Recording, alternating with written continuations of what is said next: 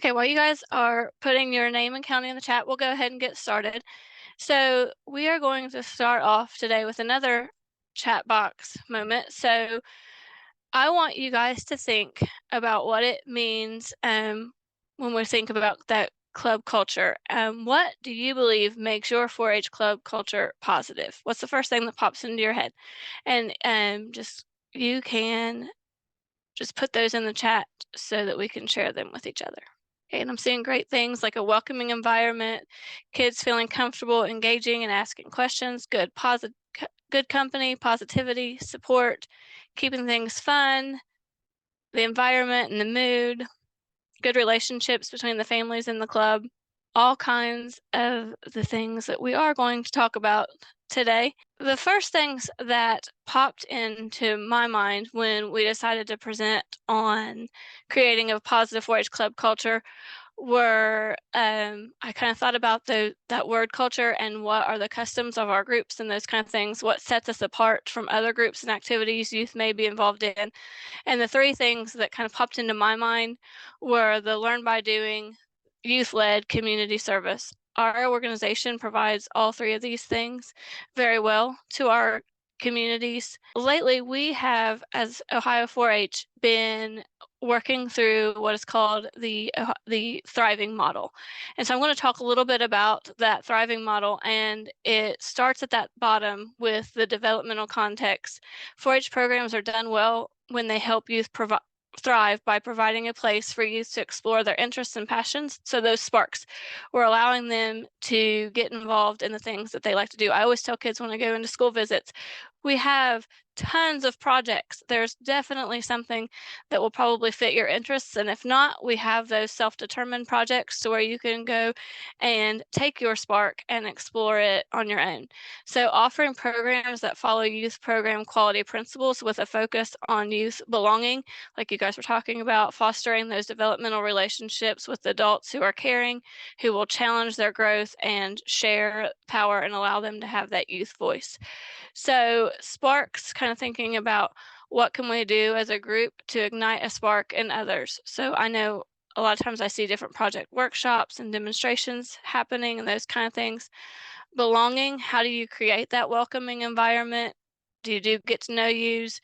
Do you have a greeter? I've heard of like the different mentorships where you pair some members up with each other. Relationships, are you expressing that care, expanding those possibilities? And are your youth engaged? Are they doing? Do you provide that opportunity for youth leadership through officers and community service? So those are that base level of what is in the soil. It is the base of every flower, and you have to have that rich soil to help that plant grow and flourish. So just like our youth, to then help them thrive up through the stem, allowing them to dig a little bit deeper into their spark that they have identified. Those leaves represent the opportunity for them to start gaining that confidence and start to branch out and continue growing. And then hopefully those petals are when they can thrive and use those life skills and experiences that they learned through 4-H and the opportunities that we give them to transition into adulthood. So do you guys have any ideas on the ways that you guys allow for those sparks, belonging, relationships, engagement, that soil level piece in your clubs that you would want to share? Next, the second piece to this is that creating a positive club culture. So I think it all comes down to kind of being intentional about your program and your planning. And so according to that new thriving model that I'm going to keep talking about for a minute is there are 8 critical principles of program quality. So those youth, they need to feel safe in the 4-H programs and be able to interact positively with others. The program needs to have those clear and consistent rules and expectations and boundaries. I just saw a flyer that went out through one of my clubs that was that welcoming packet, and it set those dates and those expectations and things for them up front in their first meeting, along with how to find all of their information and the different methods that the club will use to communicate. Youth need to be able to feel that others care about them and support them. They need to feel included in a meaningful way.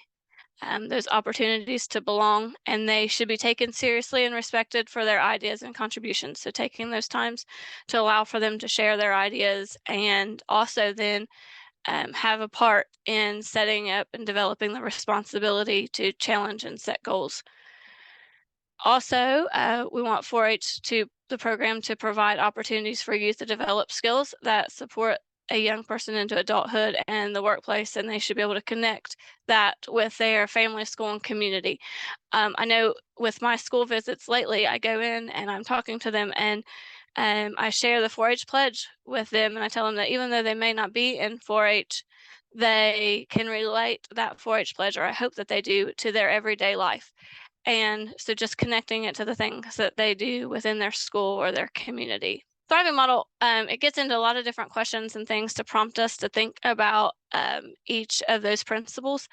And I'm not going to dive into all of that today. Lately, I've just been really like thinking about that piece on purpose. And so I think that that kind of goes back to that positive club culture and making sure that we sit down and evaluate what the purpose is and what our mission is and what we are trying to do with our youth and allow that youth voice. And it's just being intentional and having some program planning and that kind of thing.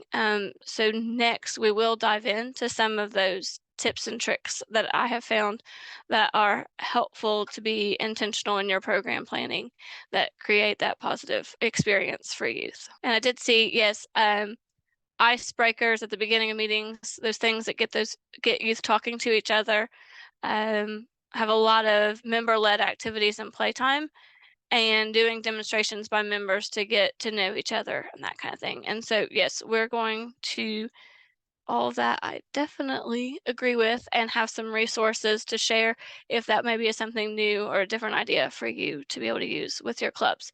So things that I found helpful are all available primarily through our Ohio 4-H online website.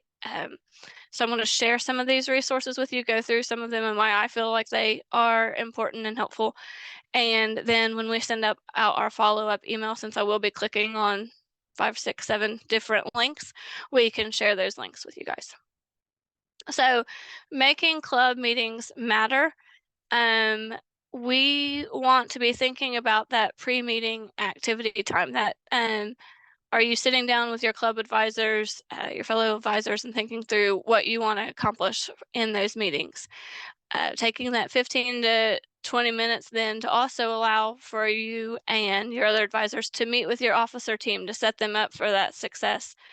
Um, so pre-meeting, 15, 20 minutes helps you to create that welcoming environment, engages everyone. It kind of reduces that chaos. I allow that time to when I know I work primarily with my team leader for each club, and I allow for that time for 15, 20 minutes at the beginning where they're just getting to talk and socialize and those kind of things, to kind of cut down on the chaos when it comes time for the meeting, and also to meet with those advisors or with those officers so that they're prepared and ready for the reports and things that they're going to do. Um, we also encourage that you do have that business meeting of and this timeline, I know sometimes I'm like, it suggests some times. I know that depending on your group and the size and that kind of thing, all this can be totally flexible. But having a business meeting place where they can have group decisions and be involved in making decisions together, they follow that agenda, which helps keep you guys organized and ready. It's led by those club officers. It helps you stay on topic. Um, it does help if you have that well planned ahead of time before the meeting.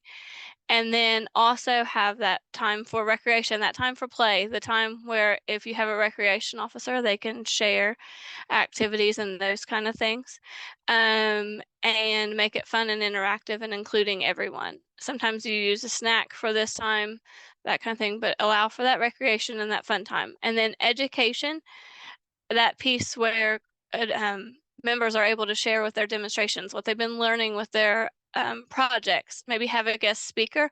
One of our clubs here locally actually looks at her enrollment at the beginning of the 4-H year and figures out what project areas most of her kids are enrolled in, and she tries to highlight each project area, the big overarching theme for at each club meeting. So each club meeting may focus on STEM, and that might be when she allows those kids to come in and do their demonstration, but the educational activity is them all doing a science experiment together or something. So they're highlighting all the different project areas. This may also be the community service opportunity or even some project work time. So that's the meeting wheel and those kind of things to help with some timelines and some pre-planning and that kind of thing.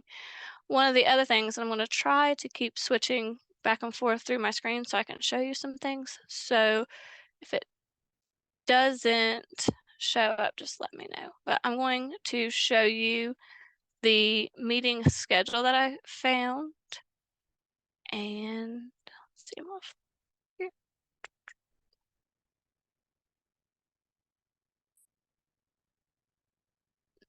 Do you see the Yep. Nebraska club calendar? Okay. So this is actually out of Nebraska, but I loved it when I saw it because even though over here on this side it shows the different months, you could do it however you set up meetings. But the reason why I loved it was the meeting and program plan. And it allows you to kind of dive deep into some of those planning pieces that should go into each meeting. So if you sat down with your club advisors at the start of the year and kind of planned this out for when you're going to have it, you can think about a theme. Do you want a theme for that meeting? Roll call, icebreaker activities, that kind of thing. Some of the clubs I've seen do allow for when they go around to introduce themselves that they answer a roll call question while they do so. Thinking about that meeting place, the date and the time, refreshments, recreation, the educational program, and the business items. So it goes ahead and kind of allows you to start thinking through how you want to plan out your meetings. The other piece that I loved about this was that committee person responsible or persons responsible. And so it allows, I hope, for you guys to see that this doesn't all have to be on you when it comes to kind of planning that meeting and being intentional about your meeting. You can think of, oh, hey, who do I know that could help with that educational program that is in our club? Maybe it is, a parent that knows somebody who can make that contact for you to plan that. And so it is providing either youth or other adults in your club to take on that responsibility to help through some of those pieces so that you're not trying to come up with all of this on your own. The other piece out of, I believe it is also Nebraska, roll call questions. And I'm terrible at coming up with a random roll call question or thinking of something like that on the fly. So I loved it when I saw this because it provide you with some ideas, and there are also even some that are themed per month. So I just thought I would share that real quick too. We also have a informational flyer resource on demonstrations for 4-H members. So it walks through why it's important, how they should do that, helping them to choose that topic, choosing a title, how to plan for it, all of those different types of things. It gives them tips for delivery, materials, all the different pieces to help them practice and get ready for a demonstration. And these can be as big or as little as you want them to be. I have watched children stand up and just very quickly say, hey, I'm taking this project this year and I want to tell you a little bit about it. I've seen others come in with big poster presentations and those kind of things. I've seen others bring in their animals and that kind of stuff. But it's just working with those youth to provide them that opportunity to share about their project and their successes and kind of get practice when it comes time for that judging time. We also have, when we talk about that youth voice piece and using those officers and how to use them within our Ohio 4-H page on the internet, we have officer resources. And there are video recordings from officers who can share a little bit about their experience so that it's not just us telling them, it's some other youth across the state who are telling them kind of what that officer position looks like. There are some resources on why 4-H club elections are important, campaigning, all of those things. And then also it provides all of the resources that each of the officers need. So what does it take to be a 4-H club president? You can print out a president record book and resource guide, vice president, secretary, treasurer, a news reporter, healthy living officer, safety officer, historian, recreation leader, community service officer, a flag bearer, um, all kinds of different resources for parliamentary procedure and for utilizing officers. And I thought it also gives some great ideas as to some other offices that you may not think of beyond the traditional officers. But I think that this is a great resource, especially when you think about those record books and things like that. I know lately with like some of our club audits and those kind of things, we have our clubs turn in their meeting minutes. And so having their secretary who keeps that book makes that pretty easy when it comes to turning in meeting minutes. So we've talked a little bit about those teen leaders, demonstrations, your regular, your 4-H members who are completing projects and those kind of things. But we also want to make sure that we're thinking about our Cloverbuds and how our Cloverbuds can be engaged and utilizing that time with them appropriately. They can go out and participate in their own type of activities while their club meeting is going on and that kind of thing to be able to make sure that their time is being used appropriately. And so there are a ton of Cloverbud resources out there for us to use.